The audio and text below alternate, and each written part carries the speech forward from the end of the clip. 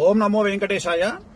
So ఒక 3 రోజుల కింద నాగ చైతన్య శోభిత ధూళిపాల జాతకాన్ని నేను విశ్లేషించడం జరిగింది. దాని మీద చాలా చాలా తీవ్రమైనటువంటి డిబేట్లు అవన్నీ సాగుతూ ఉన్నాయి.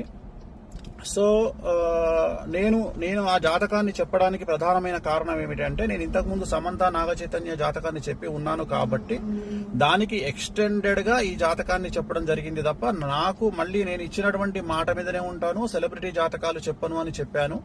నేను ఇక మీద సెలబ్రిటీ జాతకాలు చెప్పడము మానేశానని చెప్పాను. అదే మాట మీద ఉంటున్నాను. నేను కంటిన్యూ చెయ్యను. సో ఆ చెప్పాల్సినటువంటి పరిస్థితి కూడా లేదు. సో సెలబ్రిటీ జాతకాలు కానీ రాజకీయ విశ్లేషణలు కానీ నేను చెయ్యను అని చెప్పి మీకు నేను మొన్న 2 నెలల కింద నేను ఒక వీడియో పెట్టి ఉన్నాను. సో దానికి ఎందుకు నేను చెప్పాల్సి వచ్చింది అనే క్లారిటీ ఇస్తా ఉన్నా. ఎందుకు చెప్పాల్సి వచ్చింది అంటే, దాని ఎక్స్టెండెడ్ గా నేను చెప్పడం జరిగింది. దాని ఎక్స్టెండెడ్ అంటే సమంత నాగ చైతన్య అది జరిగింది కాబట్టి నేను దాని ఎక్స్టెండెడ్ గా నేను చెప్పడం జరిగింది. సో ఇప్పుడు